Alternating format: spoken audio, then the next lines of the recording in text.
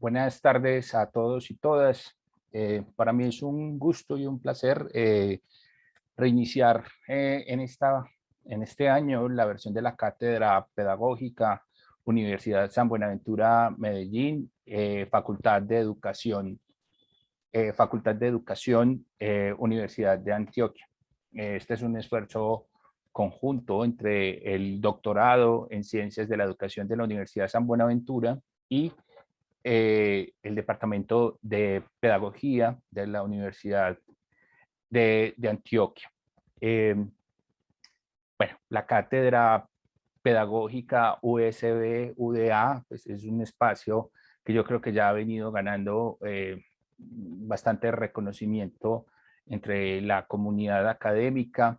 Yo creo que parte de ese reconocimiento académico se debe a que anualmente estamos tratando de modificar la estructura de funcionamiento. Hemos abierto espacios para que estudiantes de maestría, estudiantes de doctorado y también representantes de las escuelas normales superiores, pues tengan una plataforma para difundir sus reflexiones e investigaciones.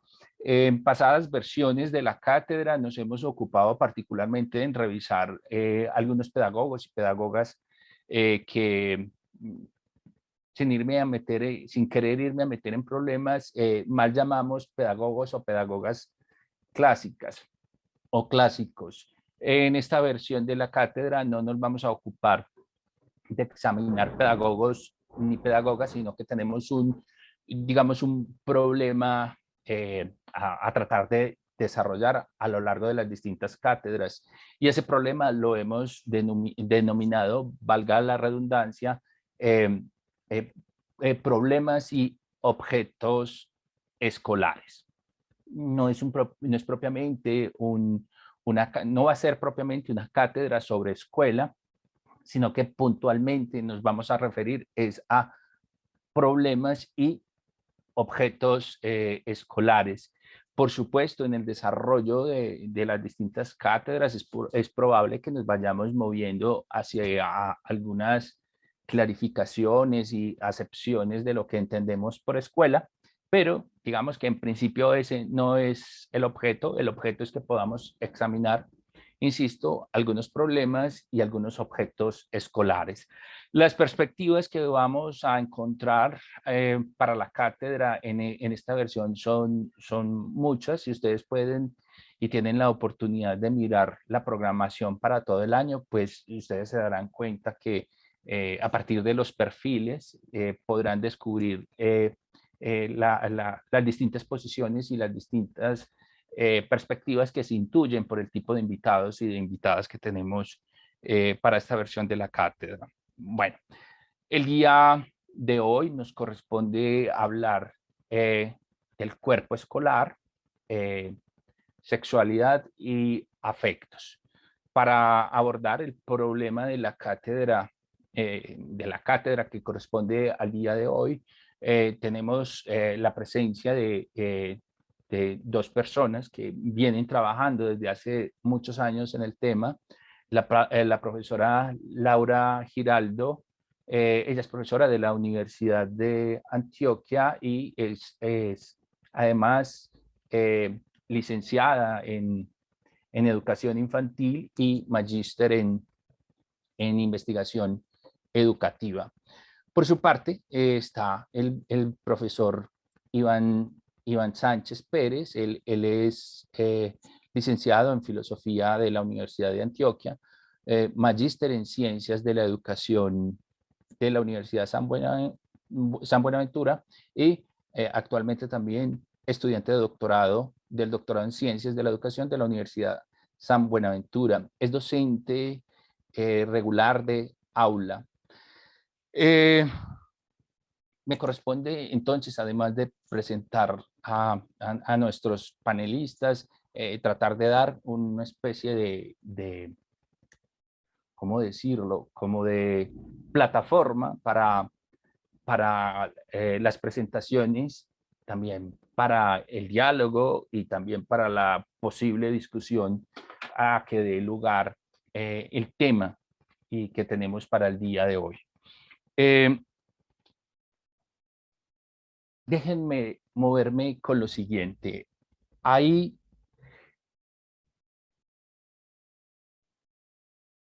Yo creo que todos estamos familiarizados con un término que por lo demás usamos muy fácil, pero que luego cuando nos preguntan cuál es nuestra acepción de ese término, pues comenzamos a dudar. El término que quisiera introducir para sentar algo así como la plataforma de presentaciones, diálogo y discusión, es el término totalitarismo.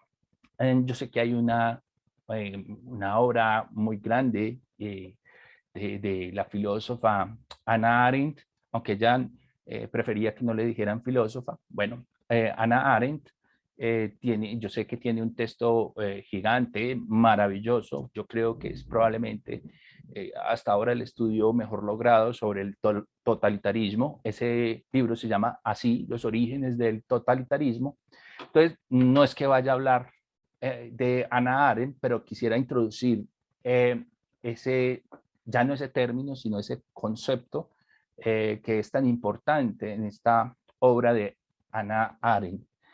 En términos generales, uno entiende que el totalitarismo es algo así como un sistema político unívoco o un sistema político que busca a través de sus formas homogenizar el cuerpo social, todo desde el Estado y todo desde el Estado y todo para el Estado. Esa, digamos, es una acepción muy sumaria, muy básica de lo que podemos entender por totalitarismo, es decir, sistema político que busca unificar el todo de la sociedad, todo, todo desde el Estado y todo para el Estado. Sin embargo, digamos, hay sistemas políticos totalitarios. En un sistema político totalitario se corresponde con un proyecto fascista. Históricamente lo podemos ubicar entre guerras, entre la Primera y la Segunda Guerra Mundial, y creo yo que desarrollado al máximo por el nacionalsocialismo en Alemania.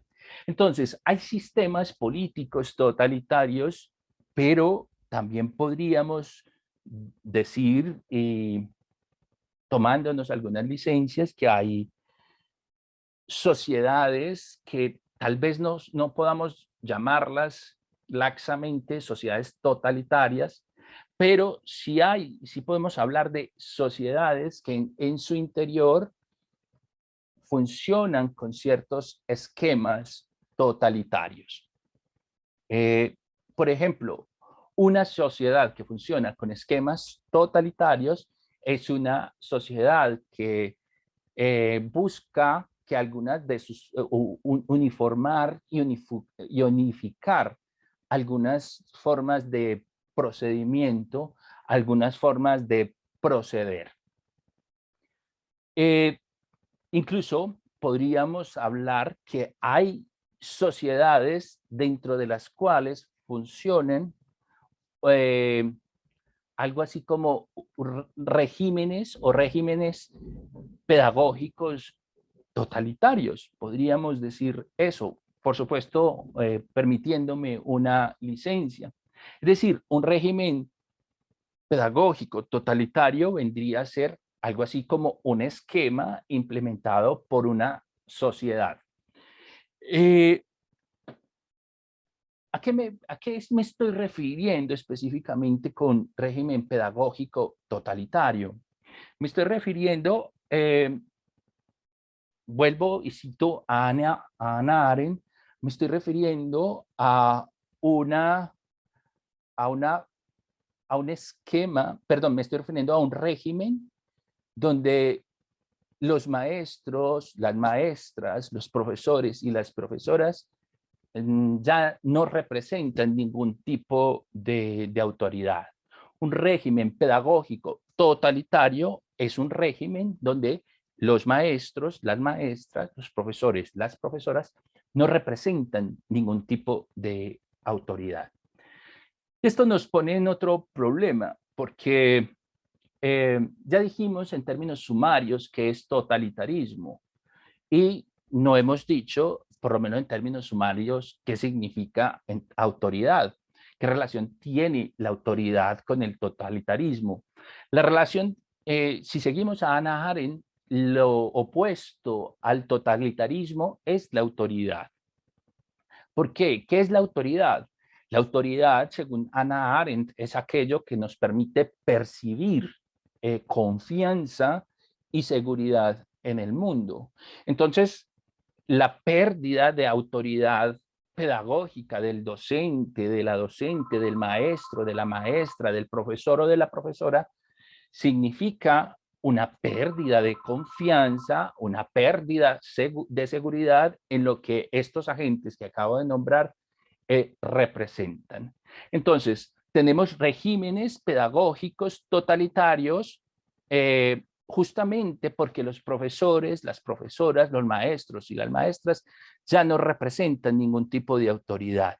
Es decir, para decirlo de una manera sumaria, se nos imponen regímenes pedagógicos totalitarios porque los maestros y las maestras, los profesores y las profesoras ya no representamos ninguna autoridad ni para los estudiantes, ni para los padres de familia, ni para la sociedad en general.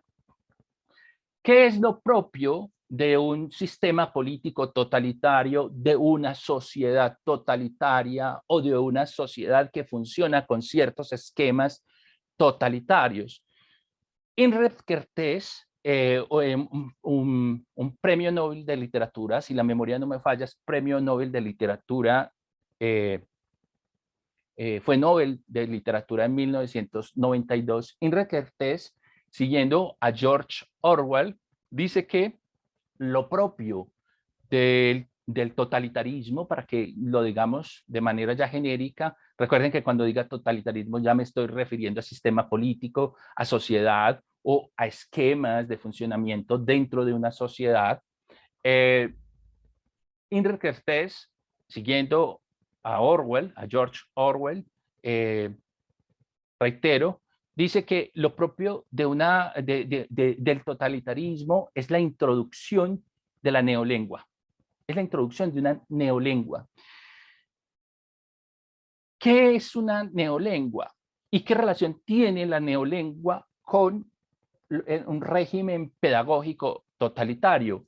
Aquí es donde yo creo que me voy a meter en problemas y probablemente me ganaré algunos enemigos, porque todo ese lenguaje que a los maestros y a las maestras, a los profesores y a las profesoras se nos exige, porque no es que se nos sugiere o se nos solicita buenamente, se nos exige hablar, por ejemplo, decir todos y todas, los, las, eh, eh, todes, eh, etcétera, etcétera. Todo eso es una neolengua.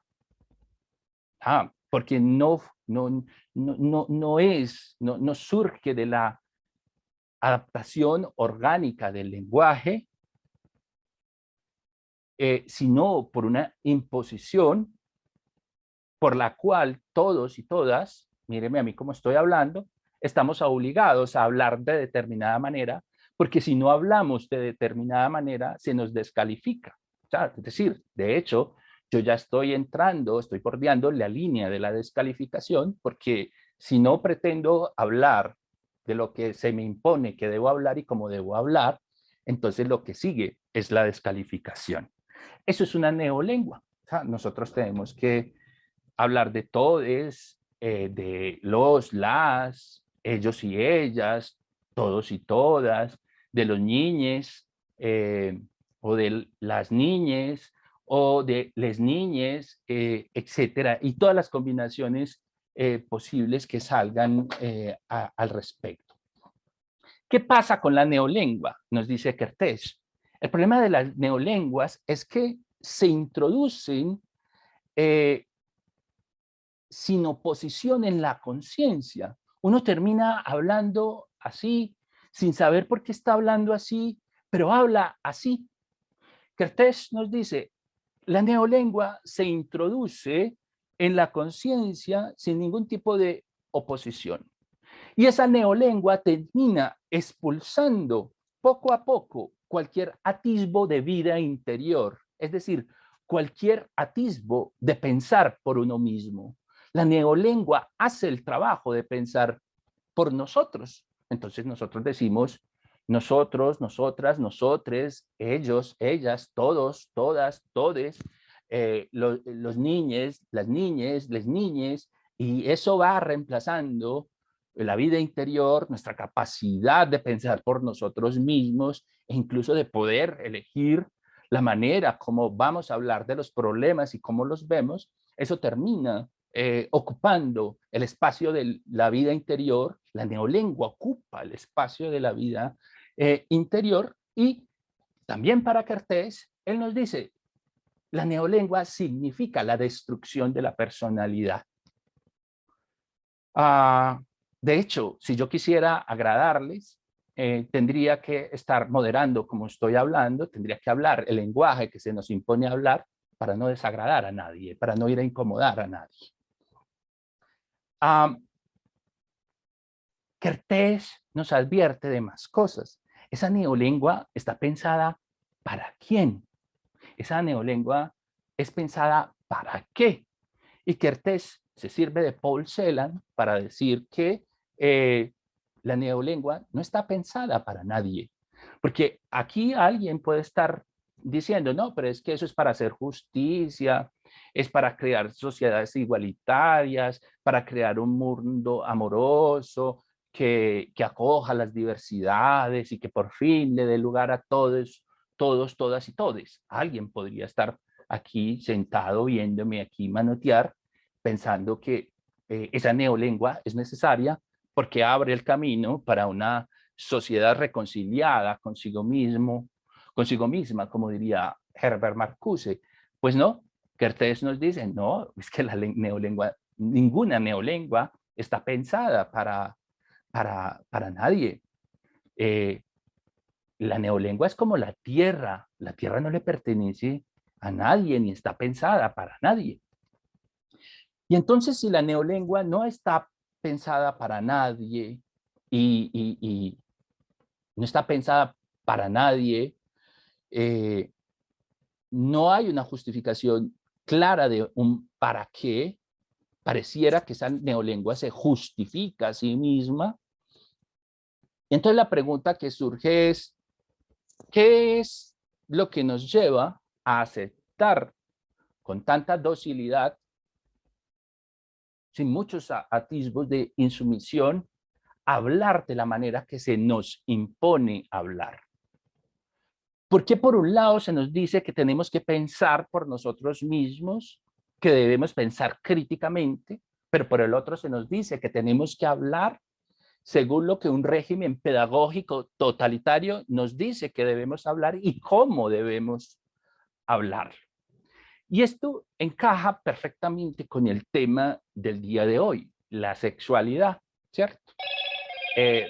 La sexualidad, los afectos, a propósito del cuerpo. Cuando uno va a hablar de sexualidad, yo creo que hay dos nombres que a uno le pueden gustar o no gustar, gustar menos, gustar más. Hay dos nombres que uno no puede soslayar, pues a riesgo de falsear realmente los argumentos y de falsear la historia del problema, ¿cierto? Esos dos nombres son, esos dos nombres son los de Sigmund Freud y de Michel Foucault. Hoy voy a omitir decir algo de Freud, voy a referirme a Michel Foucault. Foucault es muy conocido, digamos, sus teorías de la sexualidad comienzan a ser muy conocidas a partir de un libro de 1976 que se llama La voluntad de saber. Digamos que las personas que nos ocupamos de estudiar un poco estos temas que tienen que ver con el cuerpo, la sexualidad y los afectos, sabemos eso. Necesitamos ir a Foucault al Foucault de 1976 para tratar de entender el problema de la sexualidad. Pero Foucault tiene unos estudios menos conocidos sobre la sexualidad. Tiene, por ejemplo, particularmente unos cursos que dictó en 1964 y en 1969. Podríamos mencionar uno de ellos, un estudio que hizo una conferencia que Foucault dictó en la Universidad Clermont-Ferrand en 1964 que se titula así, La sexualidad. Y en ese estudio Foucault nos dice lo siguiente, nos dice palabras más, palabras menos, que la sexualidad es algo así como el borde casi exterior de la cultura. Ojo, la sexualidad es el borde casi exterior de la cultura y que de hecho la sexualidad es aquello que la cultura, a pesar de que la sexualidad es casi un borde exterior de la cultura, eso de ser casi borde exterior significa que la cultura no es capaz de asimilar completamente la sexualidad. Foucault después va a desdecir de esto y va a decir otra cosa. Ese no es el tema de hoy. Yo me estoy sirviendo de lo que él dijo, porque lo dijo, por allá en 1964. Y entonces, si la sexualidad es algo así como casi el borde exterior de la cultura, ¿quiere eso decir que la sexualidad entonces es algo así como una función biológica que la cultura no logra articular? Y Foucault ya en 1964 lo sabía. ¿Qué nos dijo en 1964 Foucault? Que no, que la sexualidad no pertenece al orden de la biología, que cualquier cosa que nosotros digamos de la sexualidad pertenece a la cultura. Incluso si la misma cultura ha decidido que la sexualidad es casi el borde exterior de sí misma. Sigue siendo, cuando decimos la sexualidad es casi el borde exterior de la cultura, el habla es justamente el habla de la cultura, no es el habla de la biología, no es el habla de la naturaleza. ¿Por qué quiero remarcar esto para todos ustedes? Ya voy acabando y le voy a dar ya paso a los compañeros que hoy nos van a presentar. Yo quiero compartir con ustedes una imagen. Si me lo permiten, miremos esta imagen. Esta imagen fue objeto de un experimento educativo que hice con un grupo de estudiantes. Me quiero acompañar de este experimento de Nietzsche. Nietzsche dice, habrá que romperles antes los oídos para que aprendan a oír con los ojos. Habrá que romperles antes los oídos para que aprendan a oír con los ojos. Romper los oídos para aprender a ver con los ojos, nos dice Nietzsche. Yo les pregunté a mis estudiantes, les presenté la primera imagen, la que hay a la izquierda, les presenté la primera imagen y les dije que era lo que veían. Y lo que veían era una madre amamantando a su hija. Bueno, les pregunté que si estaban seguros y seguras y sí, estaban seguras. Es un acto de amamantar. Y ya mis estudiantes decían que pues ya se le estaba yendo a la mamá la mano en el tiempo amamantando. Otros decían que no le veían problema a que, pues que el acto de amamantar no tenía límites en edad. Yo no pregunté si uno puede amamantarse de la mamá a los 20 años, pero una cosa que salió pues en la discusión era que no había límites en la edad para amamantar. Y luego les puse la segunda imagen. Y claro, con respecto a la segunda imagen, se sintieron más incómodos, la que ustedes ven a la derecha. De hecho, dijeron cosas, bueno, esto no está realmente bien, no está bien lo que está pasando, porque solamente las mamás tienen derecho a tocar los hijos, nos guste o no nos guste, solo las mamás pueden tocar a los hijos. Algunos o algunas más, digamos, un poco con más reserva, dijeron, bueno, es que habría que mirar el contexto, habría que mirar el contexto de las dos fotos para poder entenderlas mejor. Sin embargo, a la pregunta, bueno, listo, ya hemos discutido sobre la primera imagen, la segunda imagen, les pregunto, ¿cuál imagen les causa mayor incomodidad? En términos generales, yo diría un 99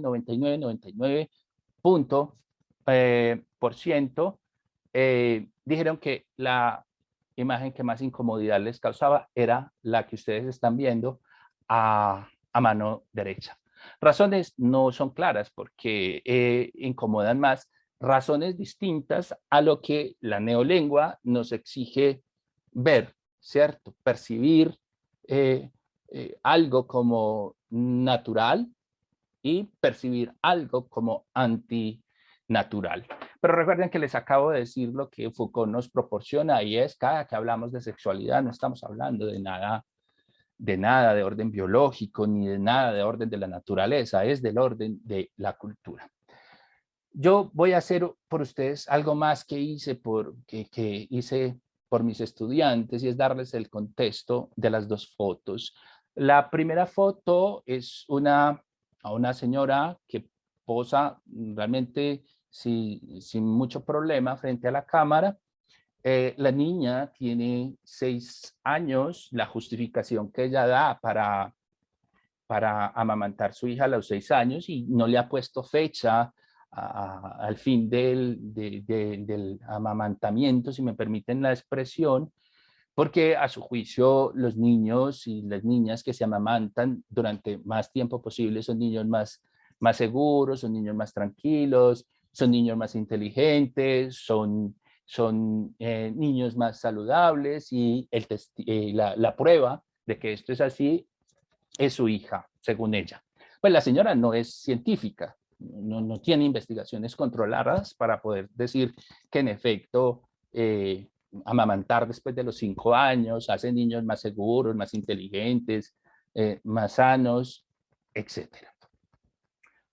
La segunda foto, la que ustedes ven a la derecha, es una foto que toma la madre del niño, es un niño, la toma la madre del niño, la madre dice que capta un momento muy personal entre su esposo y su hijo, un momento que ella considera que es un momento muy bonito y surge en el contexto, el niño tiene un ataque de fiebre porque pescó una intoxicación por salmonela y el padre entonces lo que hace es bañarse con el hijo para tratar de bajar la fiebre. Ese es el contexto de las dos fotos. Y sin embargo, lo que me parece a mí interesante es que nosotros podamos examinar por qué vemos lo que vemos y cómo es que vemos lo que vemos y qué tanto esa neolengua que nos exige hablar de determinada manera, ver de determinada manera, cuestionar de determinada manera, juzgar de determinada manera, es lo que está determinando la manera como nosotros percibimos las cosas. Jacques Artés nos lo había dicho, lo que hace la neolengua es vaciarnos de cualquier vida interior y destruir la personalidad, y allí donde había una personalidad, alguien capaz de pensar por sí mismo, la neolengua piensa por nosotros. Y yo voy a cerrar también citando a Nietzsche. Nietzsche tiene una versión muy distinta a lo que nosotros tenemos sobre qué es un sobreviviente. Para Nietzsche, un sobreviviente es aquel que es capaz de mirarse a sí mismo, de mirarse radicalmente a sí mismo y perder el miedo a hacerlo. Es decir, Nietzsche nos está diciendo, hay que abogar por desalojar de nosotros esos lenguajes prestados, esos lenguajes que se nos imponen para poder saber algo verdadero de nosotros mismos. Yo no los voy a atormentar más con esta larga presentación. Siendo así, yo paso a presentar a nuestros invitados el día de hoy, la profesora Laura Giraldo, el profesor Iván Sánchez. No hemos coordinado quién empieza o quién termina, pero creo que por la manera como están organizados los argumentos, es bueno darle la palabra a la profesora Laura Giraldo. Laura, adelante. Bueno, muy buenas tardes para todos, para todas, todos no, todas y todos.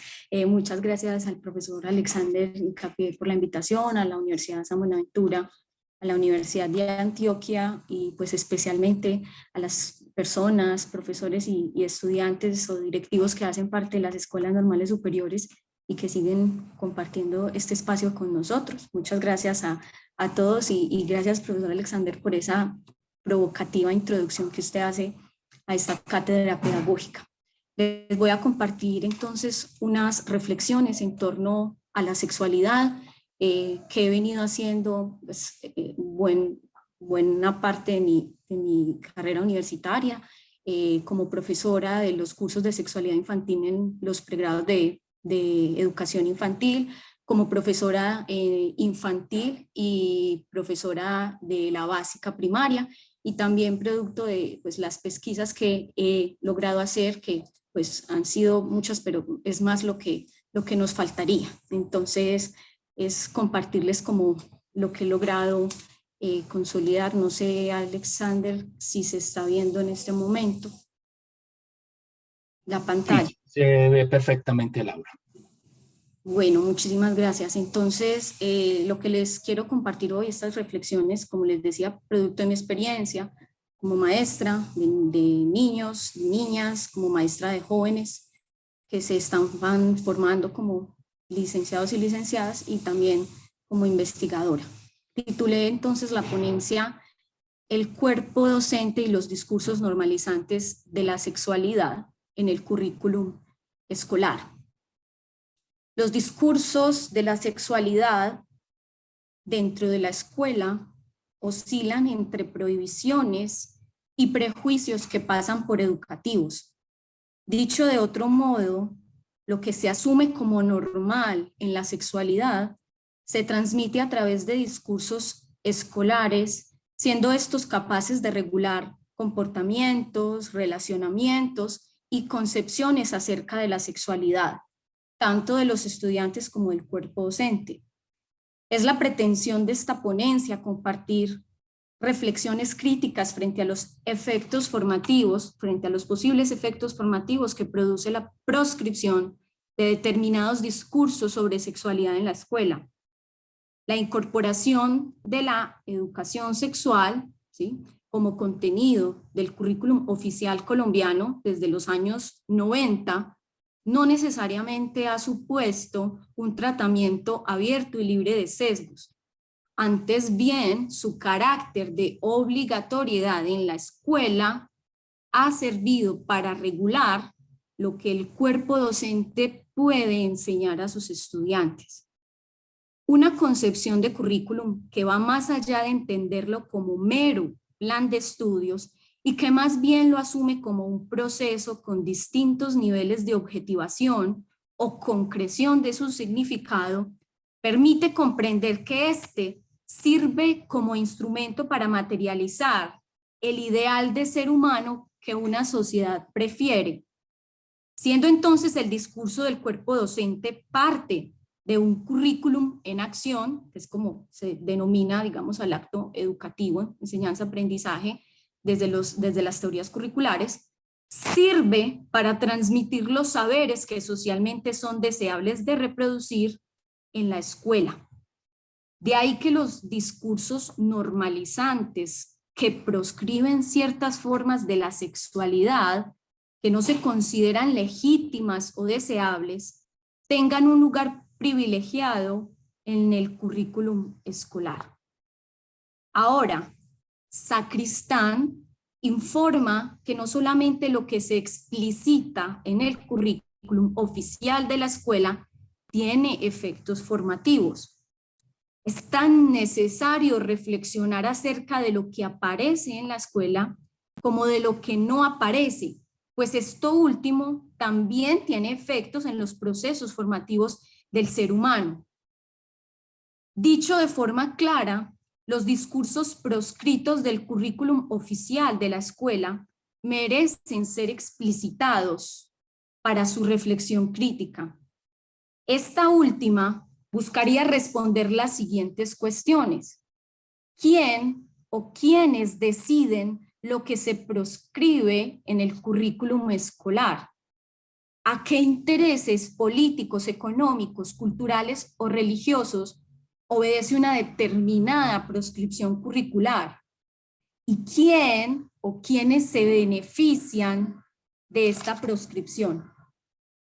Lo que se sostiene aquí es que los discursos normalizantes de la sexualidad proscriben del currículum oficial de la escuela otras formas posibles de sexualidad distintas a la heterosexualidad, a la monogamia, al inicio sexual en la adultez, a la actividad sexual en el marco de relaciones de pareja estables, a la reproducción como fin de la sexualidad, a la masturbación controlada, entre paréntesis, para evitar fijaciones, y a la identificación de género en relación con una genitalidad o a esta misma genitalidad visiblemente bien definida, entre otras, hace que se presenten en la escuela más bien como desviaciones, excepciones, efectos de un abuso traumático, prácticas de crianza disfuncionales, falta de una figura materna o paterna o, entre comillas, equívocos de la naturaleza cuando de ambigüedad en el sexo se trata. Y un gran etcétera. A fin de cuentas, de lo que se trata es de otorgar una explicación causal a todo aquello que arremete contra lo que es deseable en la escuela. En últimas, los discursos normalizantes de la sexualidad, ¿sí?, como los anteriormente mencionados, se tornan fijos y estables dentro de la escuela.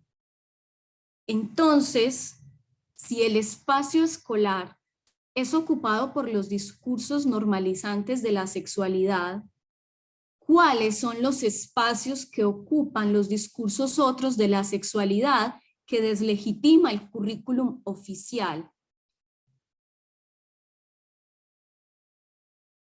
Primer apartado lo he denominado el significado fabricado. Franklin señala que el currículum, entre muchas otras funciones, cumple la de ser un instrumento de control social.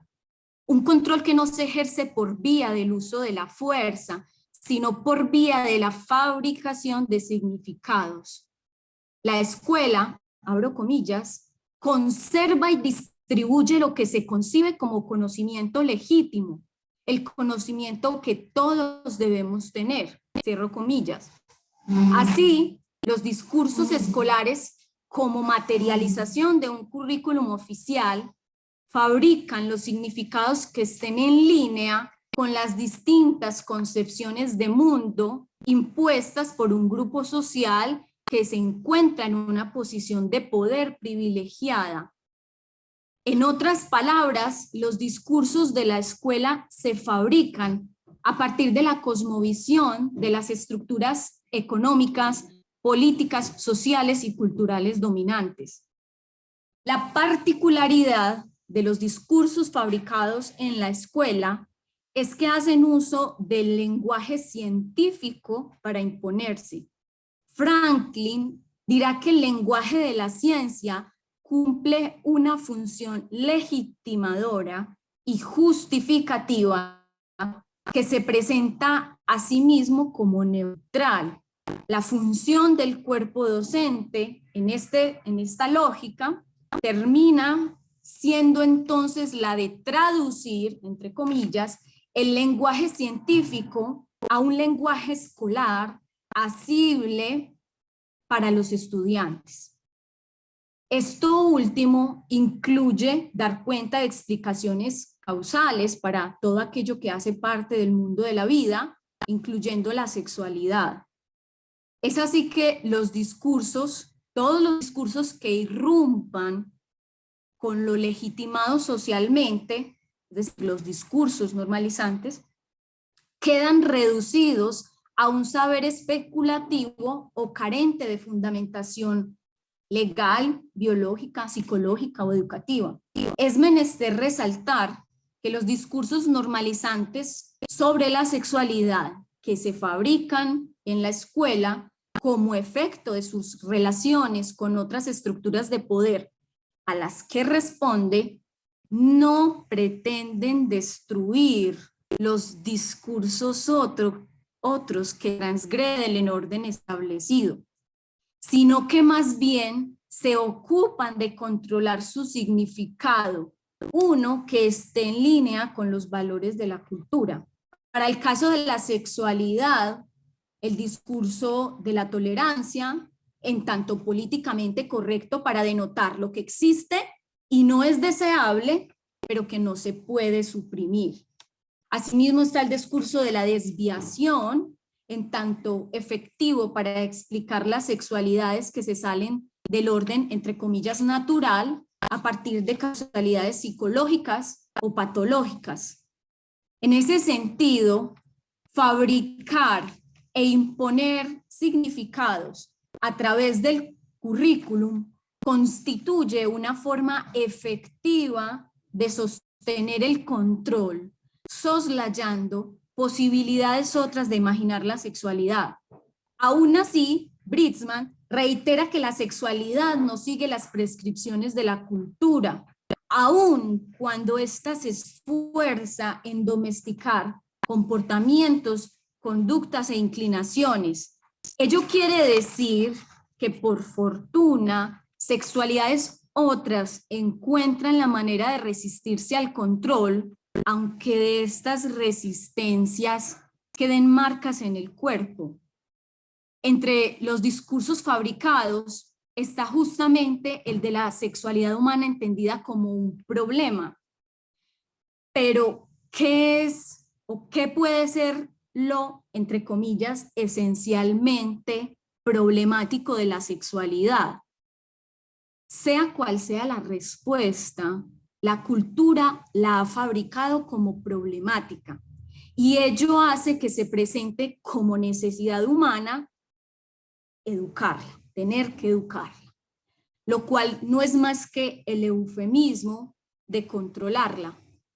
De ahí que en el ámbito educativo, que el ámbito educativo esté plagado de cursos sobre sexualidad infantil, sobre sexualidad para adultos, sobre cómo hablar de sexualidad en la escuela y plagado también de un gran número de expertos en educación sexual, expertos entre comillas, que prescriben qué es lo educable en la sexualidad. La misma Britzman afirma que cuando la sexualidad se reduce al discurso escolar o al saber de los especialistas, se emplea un lenguaje donde la sexualidad es desexuada, ¿no? En sus palabras, abro comillas, cuando el tema del sexo es colocado en el currículum difícilmente podemos separar sus objetivos y fantasías de las consideraciones históricas de ansiedades, peligros y discursos predatorios que parecen catalogar ciertos tipos de sexos como inteligibles, mientras que otros tipos son relegados al dominio de lo impensable y de lo moralmente reprensible. Otro asunto que merece tratarse en relación a la fabricación de significados, en relación a los discursos normalizantes de la sexualidad, es el dolor que causan en el sujeto. No se trata únicamente de lo que instauran los discursos normalizantes, sino de la violencia ejercida contra aquellos que se salen de sus órdenes de dominación. Hay un borramiento de sus realidades sexuales que en ocasiones supone un daño físico autoinfligido, por poner un ejemplo. Incluso el suicidio, como ustedes podrán constatar en el contexto colombiano. La burla, el rechazo, la indiferencia, la exclusión y la repulsión del otro, ese otro entendido como la cultura, son efecto de discursos que prescriben el orden natural de la sexualidad y desechan al sujeto que se configura con prácticas y deseos antinaturales.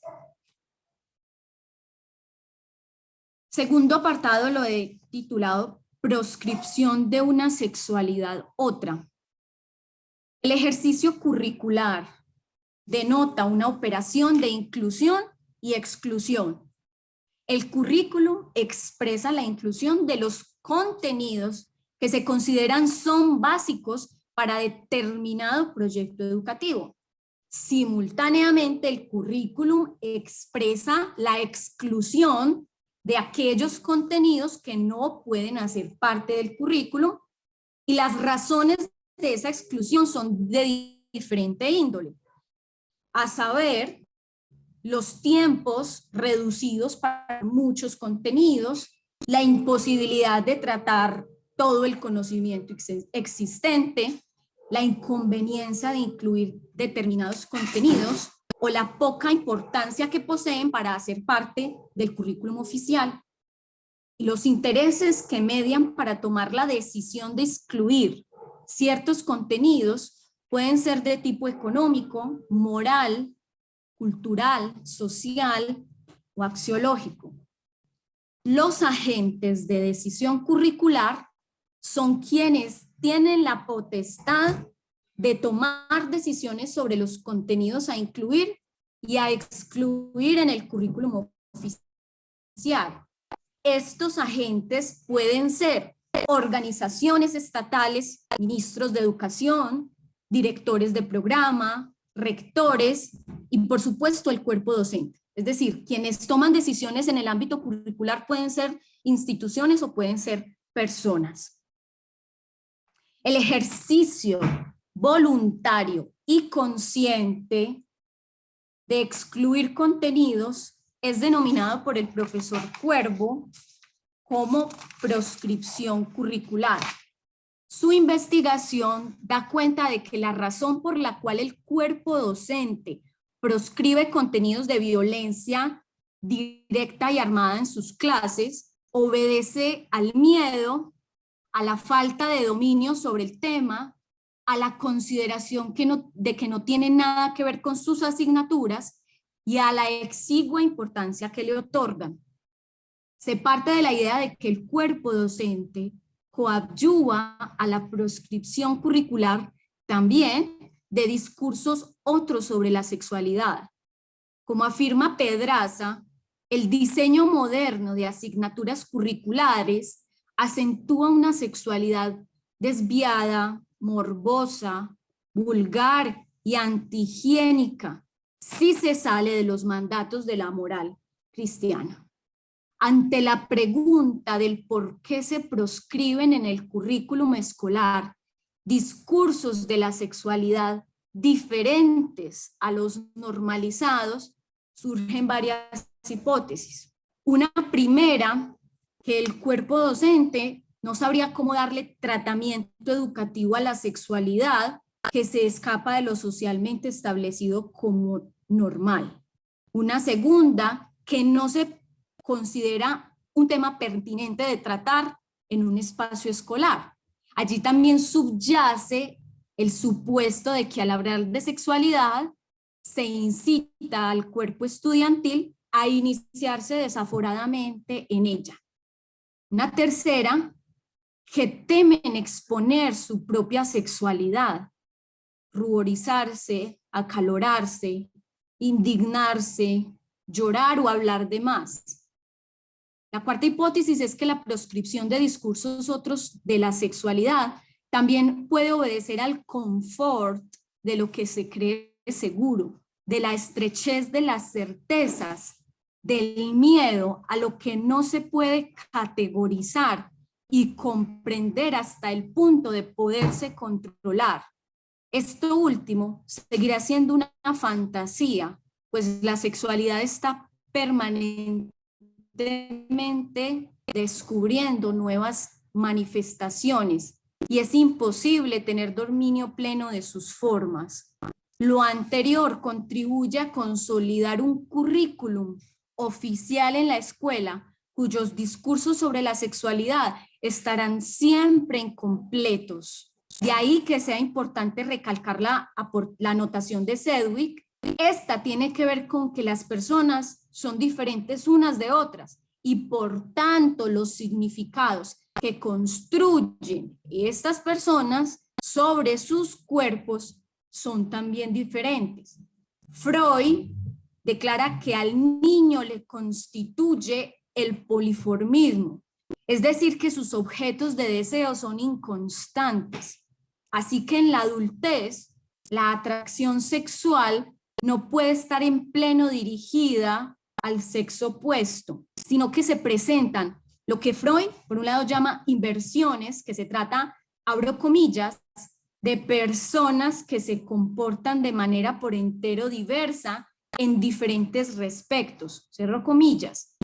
Ello considerando también la condición bisexual de la psiquis de los sujetos. En otras palabras, Freud señala que los seres humanos no tenemos objeto de deseo definidos, tenemos todos disposición para sentir placer con hombres y para sentir placer con mujeres.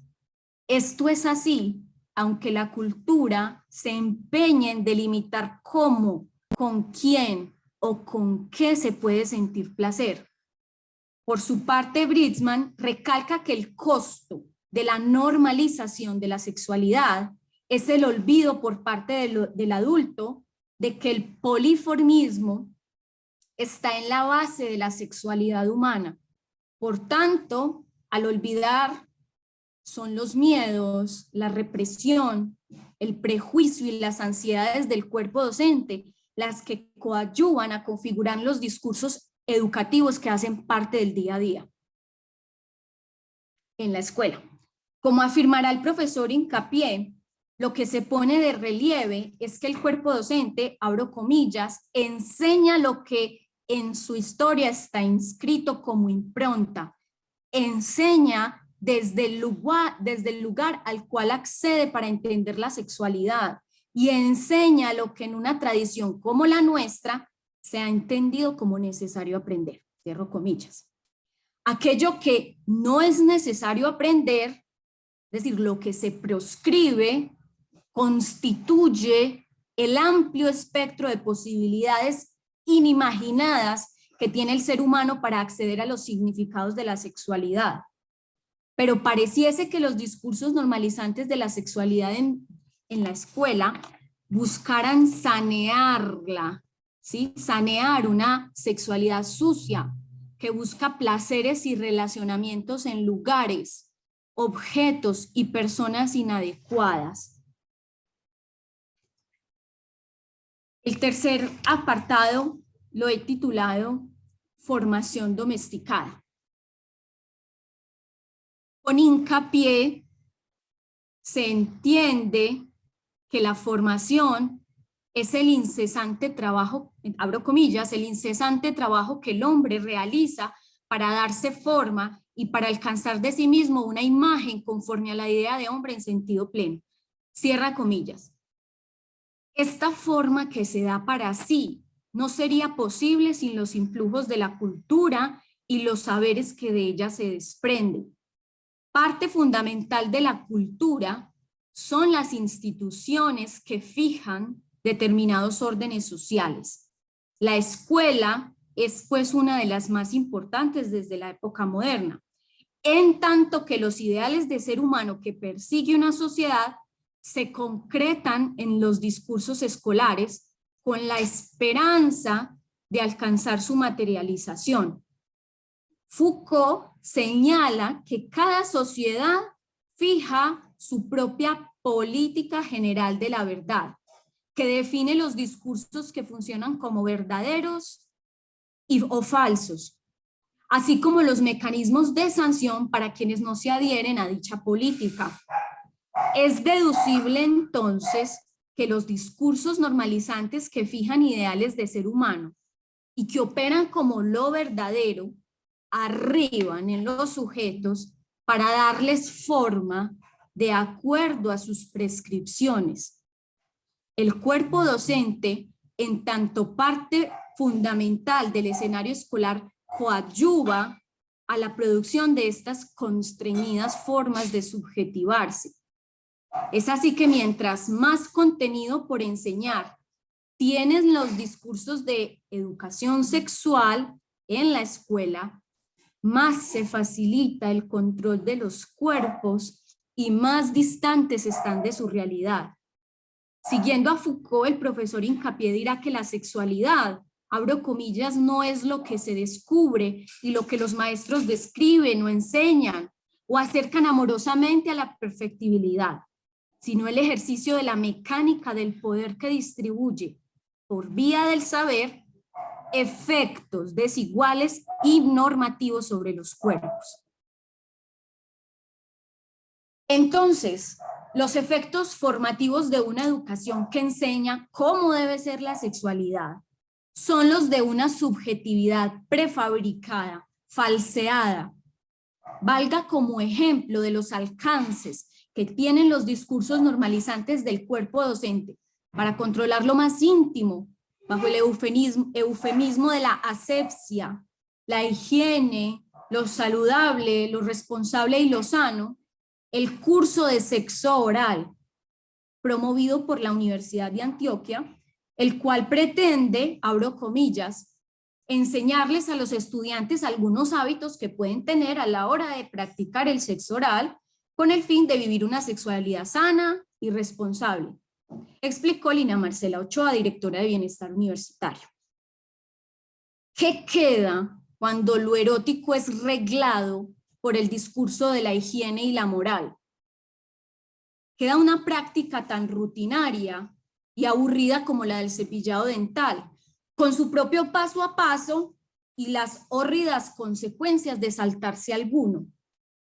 El culmen de la formación tiene que ver entonces, bajo esta lógica, con la consolidación y apropiación de los discursos normalizantes de la sexualidad que custodian que esta última sea responsable, saludable y que no se salga de los marcos legales.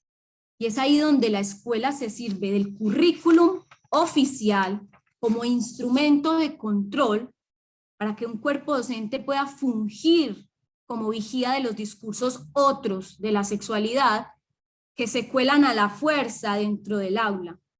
Estos discursos normalizantes no se quedan en el terreno de los significados y los significantes, sino que trascienden a la intervención. Esto dirá Butler, porque el discurso tiene el poder de realizar aquello que nombra. Es decir, materializa sus efectos, dado su poder de circunscribir lo que es posible comprender. Dicho de otro modo, el discurso trasciende su función informativa para volver una realidad aquello que declara. De ahí que Butler entienda el discurso como un sitio donde se instala un poder que es histórico, contingente e inestable. Este poder del discurso le va dando forma a las cosas. Entonces, si los discursos normalizantes señalan que, comillas, lo natural es la heterosexualidad, la forma que adquieren los sujetos es una donde la homosexualidad expresa lo inviable y se traslada al lugar de la imposibilidad. Fíjese cómo el poder de los discursos normalizantes es capaz de penetrar los cuerpos y darles una determinada forma, afectar sus comportamientos, sus relacionamientos, sus experimentaciones y sus deseos. Para cerrar, de la escuela y de gran parte del cuerpo docente, para no generalizar, se espera una formación de la sexualidad del sujeto libre de excesos, libre de desvíos y libre de indecencias.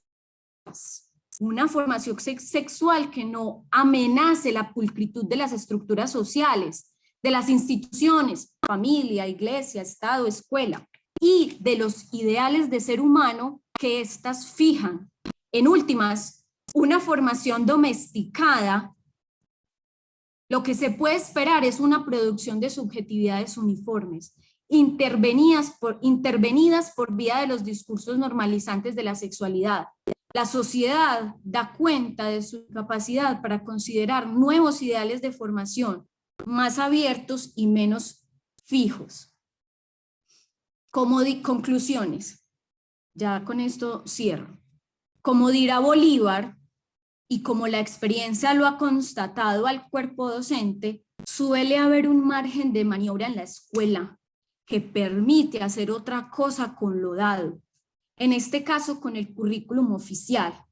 Por tanto, el cuerpo docente sí es responsable de procurar ejercicios de resistencia frente a los discursos de una sexualidad normalizada. Claro está, cabría la pregunta: ¿qué tan convencido está el cuerpo docente de que la educación merece presentar a las nuevas generaciones versiones otras de la sexualidad?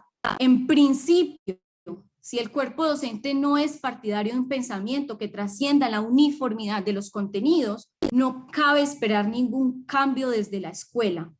El pensamiento crítico del cuerpo docente frente a los discursos de la sexualidad prescritos por la cultura es indispensable para una educación que corroa, para decirlo en las palabras de Britzman, los intentos de domesticación de la cultura, y tendría que instigar la exploración de nuevas formas de relacionamiento entre los seres humanos.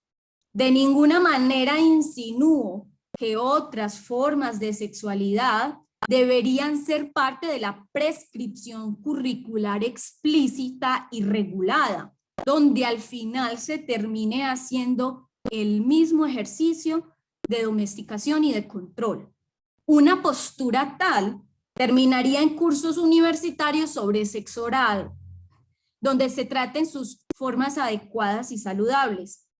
Como enuncia Britzman, la sexualidad rechaza las certezas. Así, un cuerpo docente tendría que enfrentarse con la imposibilidad de educar sobre la sexualidad a partir de axiomas. Tendría que arriesgarse a encarar los discursos políticamente correctos que constriñen las relaciones y que no provienen solamente del Estado, sino de los denominados expertos académicos que, sobre pretexto de su experticia, procuran regular incluso hasta el lenguaje. No se dice mamada, se dice felación. Considero que no hace falta que el cuerpo docente imagine lo inimaginado en torno a la sexualidad humana para poder educar en ella. Más bien se trata de la simple idea de aceptar que la sexualidad está siempre abierta, es indeterminada y se nutre de simbolismos, objetos, espacios, narrativas, etc. No hay nada más repudiable que el imaginarse a sí mismo accediendo al lugar del deseo definido por la cultura, mientras se reprime el objeto de deseo del sujeto.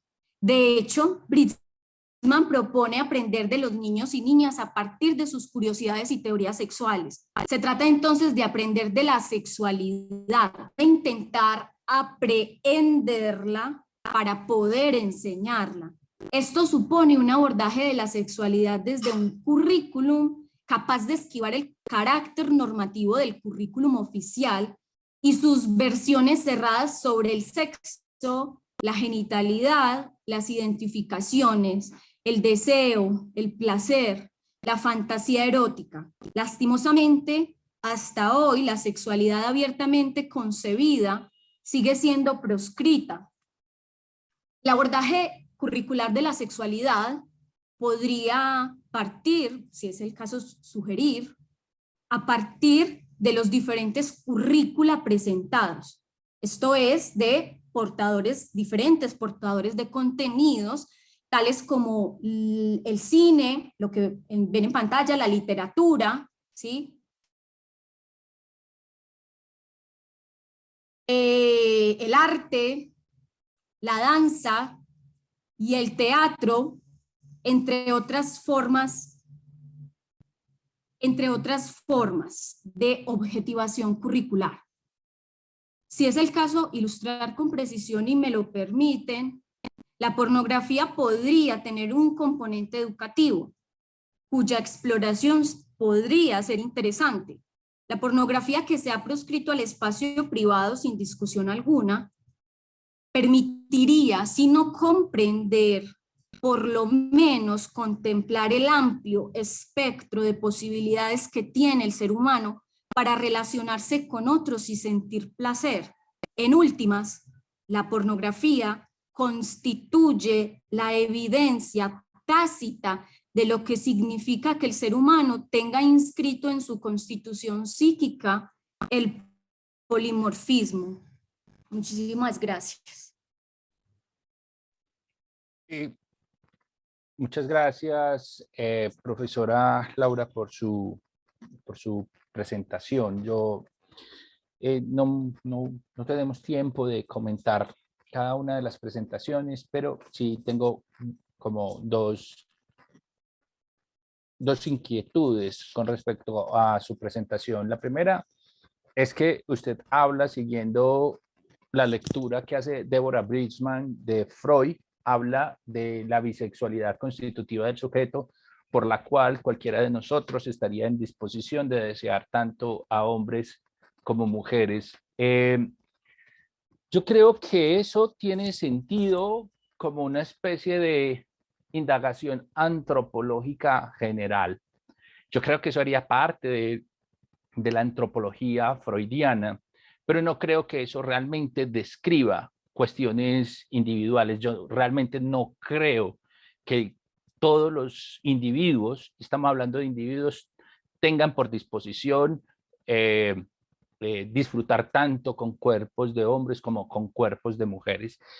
Eso viene con trampa, además. Foucault es maravilloso, y es incluso mucho más maravilloso en sus entrevistas que en sus mismos libros. Foucault tiene un ensayo que aparece en un libro que se llama Sexualidad y Política, y dice la trampa que hay allí, la trampa que de alguna manera el psicoanálisis ha introducido al decir que claro que uno puede gozar tanto con hombres como con mujeres, y dice que particularmente eso termina siendo una trampa sobre todo y en particular para los hombres homosexuales, porque es como decirles, bueno, ustedes porque solamente les gusta estar con hombres y finalmente pueden también estar con mujeres, nadie se los prohíbe, nadie los censura con eso. Luego termina siendo que la homosexualidad masculina ya no es patológica por la elección, sino que es patológica porque no se abre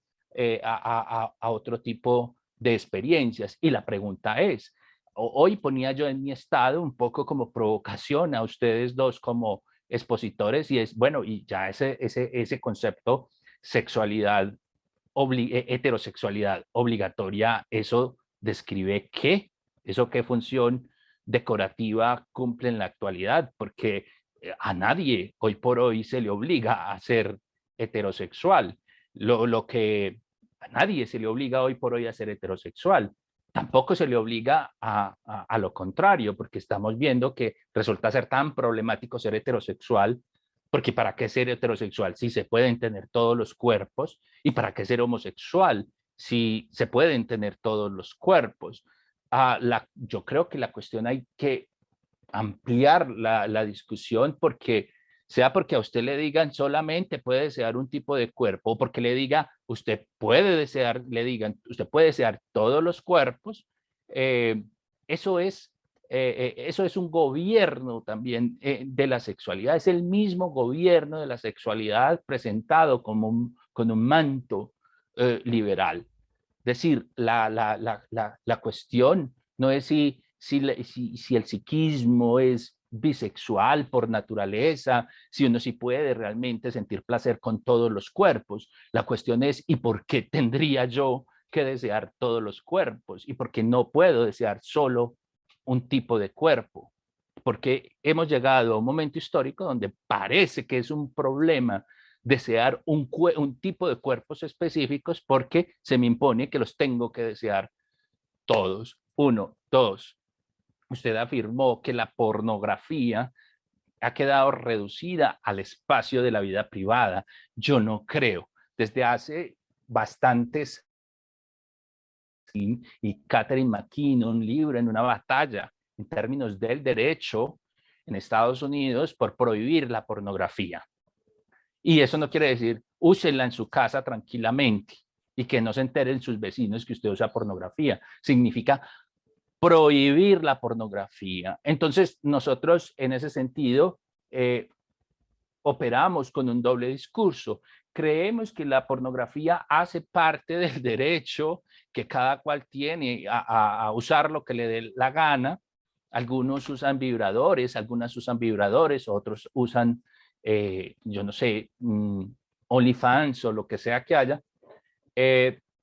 Decimos eso por un lado, siempre y cuando sea privado, pero mantenemos en la esfera pública un cierto tipo de malestar sobre si pornografía sí y pornografía no. Entonces creo que lo que usted está planteando, a eso le falta una dimensión y es que sí, que en efecto la gente usa pornografía en su vida privada, pero eso no quiere decir que la pornografía esté relegada a la esfera privada porque es un objeto de malestar social y público, porque y si no fuese así, no habría quienes son partidarios de la pornografía y quienes como Catherine McKinnon o como Andrea Dworkin libran una batalla con, en términos de derecho para prohibir la pornografía. Profesora, muchas gracias por su intervención. Quedan muchas preguntas. Ustedes pueden formular preguntas y comentarios en el chat. De hecho, yo estoy viendo que el tema da para otras sesiones y le doy la palabra entonces al profesor Iván Sánchez. Profesor, adelante. Hola, buenas tardes para todos y todas. Me voy a permitir por aquí presentar mi pantalla. Entonces, quise seguir como con la línea del tema a trabajar, que es el cuerpo escolar, afectos y sexualidad, y terminé titulando Reflexiones en torno a vías disidentes en la escuela. Entonces, con el fin de contribuir con este ciclo de conversaciones que busca explorar y reflexionar sobre algunos problemas y objetos escolares, las líneas aquí presentadas tratan de esbozar la vulnerabilidad de quienes en la escuela escapan del régimen heterosexual, al traer a colación algunas vivencias que se obtienen mientras se es partícipe de la institucionalidad de los centros formativos o instituciones educativas, al tiempo que como docente no normativo me rehúso a seguir haciendo parte de un panóptico que vigile y controle los cuerpos de los niños, niñas y adolescentes en relación con categorías y binarios que no dan cuenta de lo plural y diverso que resulta el ser humano. Por lo que me permitiré citar la lucha de cuerpos machorros, maricas, afeminados, trans, no binarios y el amor entre muchachos que se alza contra un sistema educativo que se encarga de reproducir la heteronorma para poner contra la pared y desnudar una pedagogía universalizante que insiste en establecer un orden natural en la escuela al vigilar, reprimir, castigar y excluir el cuerpo homosexual, como también todos esos cuerpos que hemos de llamar disidentes. De acuerdo con Foucault 1975, se puede entender la escuela como una institución de normalización, que al igual que las empresas, los hospitales y la prisión, se ejerce en ella una serie de procedimientos para dominar y manipular los cuerpos, que se presenta bajo la idea de bien común como un asunto natural y necesario, en el que al niño, la niña y adolescente se le debe disciplinar. En ese disciplinar hay a quienes se les excluye o margina por completo de las instituciones educativas. De hecho, los chicos a quienes les llamamos raros, amanerados, maricas, trans, pasan gran parte de su vida escolar de un lugar a otro, huyendo de la vulneración que recae sobre ellos por no encajar bajo el molde binario en el que se les busca encasillar. Flores 2015 afirma que desde los estudios y movimientos feministas y de la disidencia sexual, la heterosexualidad no se presenta como una práctica sexual más, sino como un régimen político que regula los usos del cuerpo mediante la instauración de una forma única y legítima de vivir el deseo y los placeres, la cual se ha dado a conocer socialmente como un estado natural con proyección ideal o moral. En este orden, los sujetos que no entran en la heteronorma han sido calificados como inmorales, que deben guardar silencio y ocultarse sin escapatoria del armario. La escuela como institución se encuentra al servicio de distintas políticas que regulan a través de decretos, leyes, estándares y competencias que deben ser aprendidas por quienes la habitan.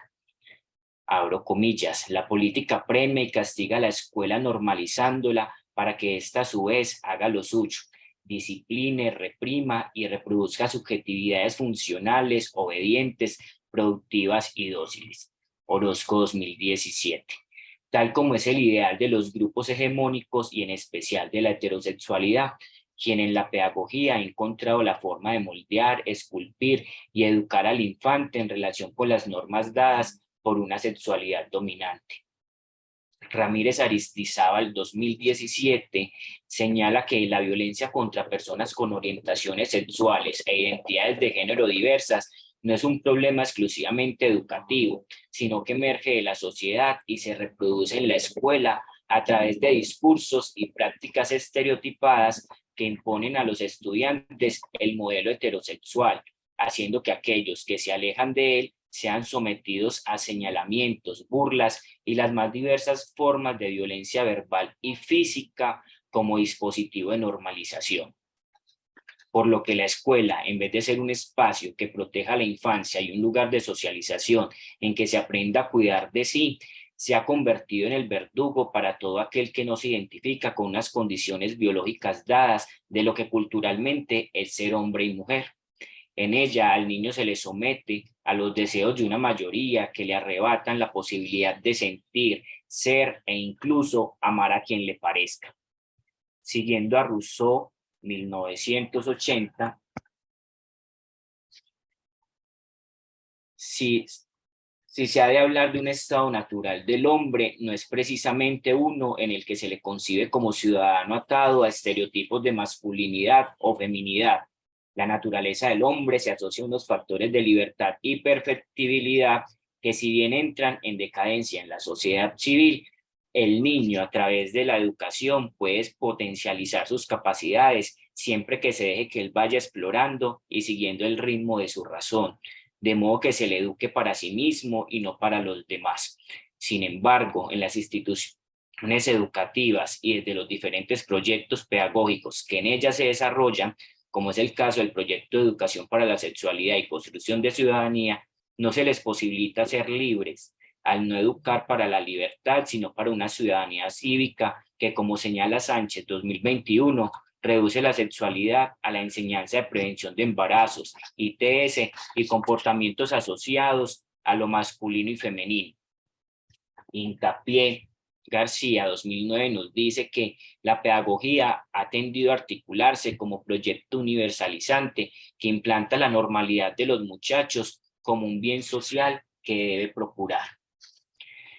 Para la pedagogía, el cuerpo se ha convertido en sujeto pedagógico, Planella 2006, un cuerpo maleable al que se le da la forma deseada por el régimen heterosexual y demás grupos hegemónicos, por lo que el docente, como portador de la pedagogía, asume la tarea de transmitir al niño en el aula de clase conocimientos sobre la sociedad, el mundo y cómo se debe comportar.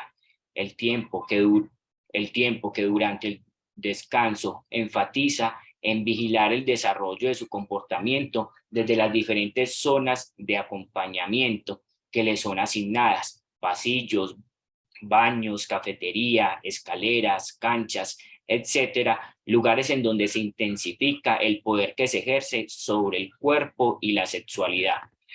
En relación con lo anterior, tareas como acompañar en la portería del colegio al iniciar la jornada para hacer cumplir el uso correcto del uniforme, cuidar descansos para evitar manifestaciones exageradas de afecto y el consumo de sustancias psicoactivas, como entretener e imponer la norma mientras está con el estudiante horas y horas en el aula de clase, son de las principales funciones que como docentes tenemos en las instituciones educativas y apuntan a disciplinar y normalizar los cuerpos. El rol del maestro, en vez de acompañar, se transpone en el de la autoridad que hace posible que todas las ovejas descarriadas vuelvan a su camino. Su pedagogía ejerce poder sobre aquellos cuerpos que desajustan con la estructura, la fila, los lineamientos dados, el tono de maquillaje aceptable, el tinte de cabello correcto, entre otros, por lo que no hay necesidad de imponerles un castigo físico. Se tiene con exponerlos delante de sus otros compañeros, ridiculizarlos o asignarles una calificación de 1.0 baja para que no se muevan, no piensen más de lo permitido, logrando el cometido: normalizar. El cuerpo como objeto pedagógico se encuentra entonces a merced de ser normalizado en la escuela.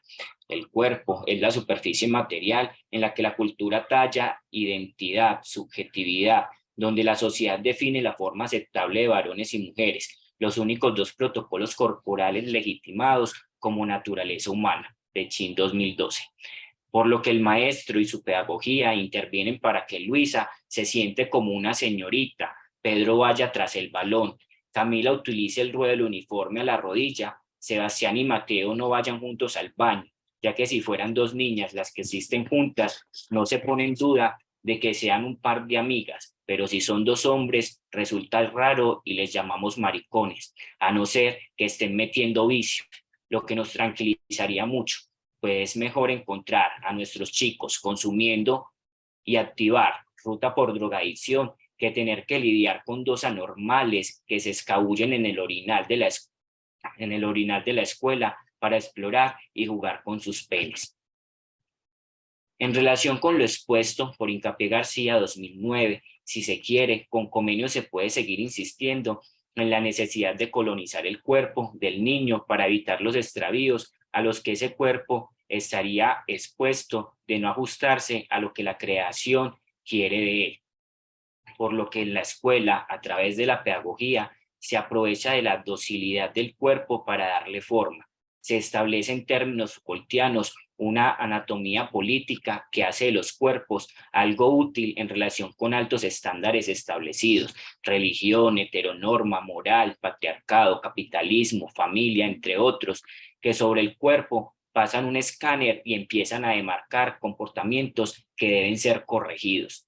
El cuerpo y sus expresiones no aceptadas por la sociedad hacen, por ejemplo, del niño mariquita y la niña marimacho en la escuela un blanco de exclusión que demanda ser educado, disciplinado. En este sentido, se hace difícil que la educación siga unos ideales kantianos para la salida del hombre de la minoría de edad, al contar los chicos en las escuelas con profesores que hacen bien la tarea de vigilar, de establecer técnicas que castran y violentan el libre desarrollo del educando al disciplinar sus cuerpos. Los profesores en la escuela solemos reproducir la lección, no nos salimos de los lineamientos curriculares y orientaciones pedagógicas dadas por el Ministerio de Educación, que desconocen en muchos casos el contexto y la existencia de vidas disidentes en las instituciones educativas, y al no aparecer en el manual un instructivo de lo que debemos hacer con ellas, pues no se les reconoce como dignas de ser vividas siguiendo a Butler. Las sometemos a la norma, a lo que conocemos y pensamos como lo correcto: ser heterosexuales, quienes el día de mañana, si les va bien, sumarán sus fuerzas para el trabajo y en términos biológicos alcanzarán a reproducirse. La vida del hombre se reduce a una condición de ciudadano en donde el goce de los placeres y la sexualidad se les condiciona desde la vida escolar. Este mes, el color de cabello de Pablo es rojo, el pasado era de un tinte amarillo naranjado y finalizó el año escolar como toda una bichota, con él de color azul. Pablo suele sobresalir entre todos los estudiantes del colegio, no solo por lo cambiante del tinte de su cabello, sino por el maquillaje en sus ojos, que resalta su piel clara y los diferentes accesorios que utiliza, los cuales para las directivas y maestros de la institución no son acordes a cómo se debe portar el uniforme, por lo que se ha convertido en un problema. Un blanco que se debe rápidamente neutralizar a través de la norma antes que contagie a otros. Este chico, quien en términos de enunciación es bastante callado, permite que desde lo corpóreo todos le conozcan. Sin embargo, resulta indescriptible para muchos, quienes terminan poniéndole la etiqueta de raro, por lo que Pablo en su colegio es excluido, se le margina y le llaman maricón, incluso para sus profesores, quienes sin importar lo bueno que él sea para las matemáticas y el amplio conocimiento sobre literatura, siempre le acompaña un buen libro, por el simple hecho de lucir rarito, lo evaden. Les cuesta dar un reconocimiento en sus clases a quien ellos no logran concebir. Pablo calla, el docente da su clase, si se dirige a él es para corregir o encauzar su conducta en relación con los demás, siendo así los días el normal desarrollo en el aula, por lo que nadie dice nada frente al silencio impuesto a un compañero o estudiante. Se han normalizado todas aquellas técnicas que disciplinan y encauzan los cuerpos. Incluso Pablo se termina por creer que sus aportes para la clase son insuficientes. Es más, aunque le duela, se ha acostumbrado a que si se le toma como referente sea de una manera negativa, para señalar lo que no debe ser y está mal. Como maestros muchas veces nos cuesta enfrentarnos a lo que en este caso Pablo, pero puede ser cualquier otro chico no normativo en el aula, desata y representa a nivel colectivo al presentar una perspectiva diferente del mundo a como lo concebimos. Incluso hay quienes, como Pablo, desde lo personal, terminan por desatar sus demonios, ya que se ha ido envejeciendo sin atreverse a resolver asuntos asociados al deseo, el placer, la sexualidad, por lo que es más fácil montársela a aquel niño raro que permitirle vivir lo que nosotros nos hemos negado. Alanis Bello 2018, entre las situaciones que expone frente a la vulneración que reciben las disidencias sexuales en la escuela, expresa lo siguiente: la mayoría de personas con identidades sexuales y de género no hegemónicas vivimos experiencias hostiles dentro de los escenarios educativos como producto de la reproducción e imposición pedagógica de la heterosexualidad obligatoria.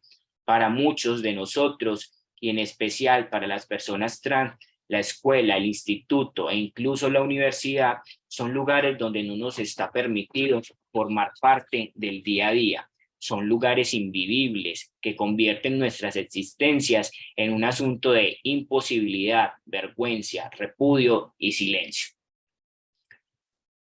Con relación a lo anterior,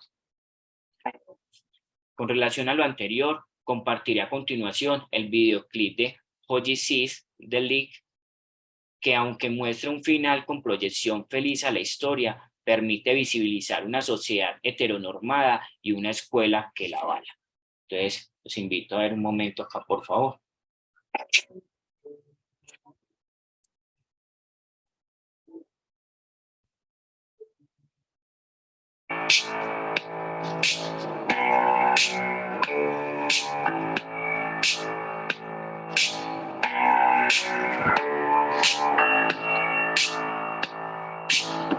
Let the light come through us. Let's believe in ourselves. Let's believe in something. Let the light come through us. Let's believe in ourselves. Let's blow the dust on shells. Let the shouts out, looked up in our mouths.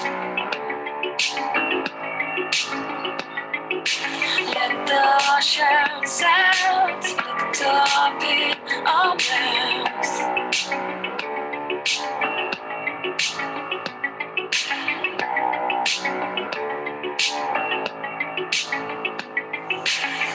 Let us go, let us grow. Let's believe we can change. Let's believe in ourselves. Let us go, let us grow. Let's believe we can change. Let's throw the dust on our shelves. Let the shout sound looked up in our mouths. Let the shout sound looked up in our mouths.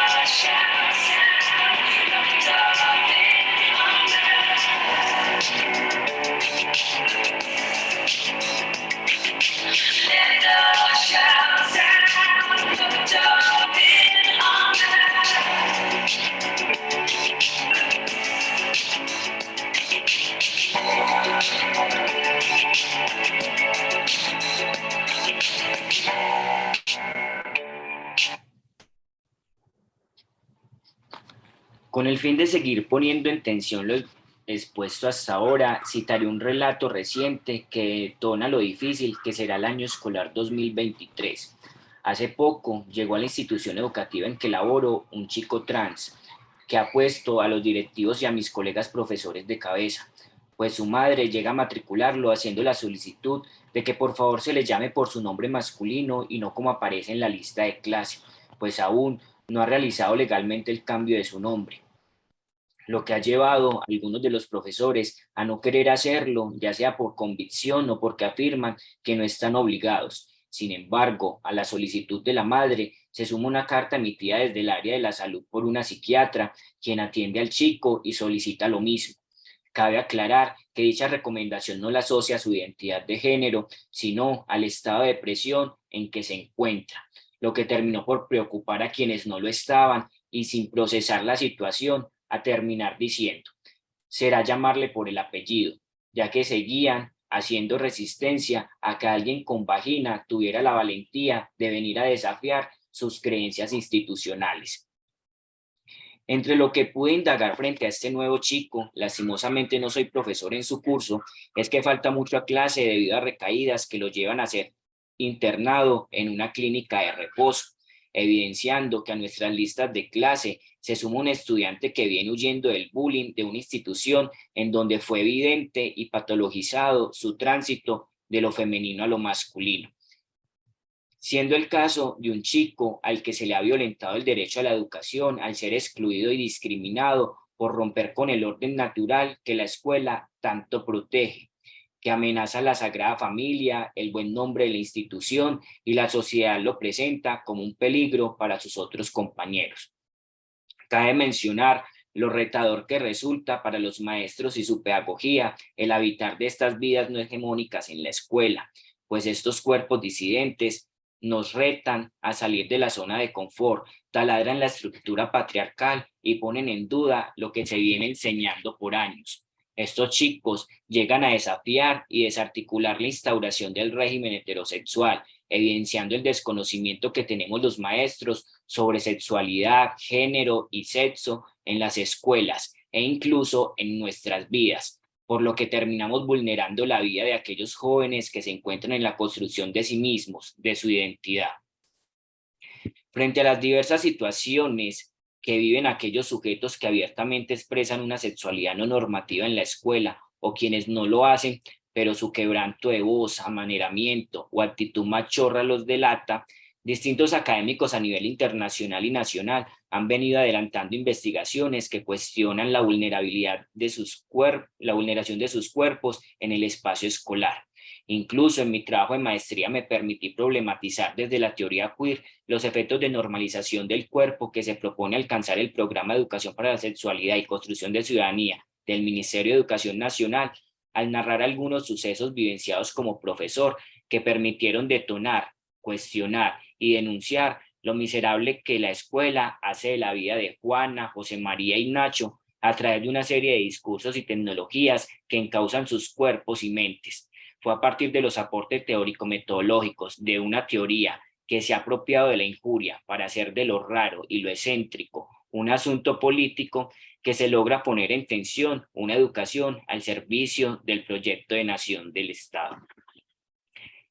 El trabajo nombrado permitió evidenciar cómo la educación sexual en nuestro país es reducida a 3 cartillas que marginan, castran, normalizan y dan doble llave al armario en la escuela para exterminar a todos aquellos monstruos no heteronormados, por lo que por hoy se viene adelantando un acercamiento a la pedagogía queer con el fin de poder encontrar vías posibles para vivir y habitar la escuela de maneras diferentes y poner contra la pared una pedagogía universalizante a quien se responsabiliza de seguir reproduciendo la injuria y rechazo por los cuerpos no normativos, no binarios o no hegemónicos.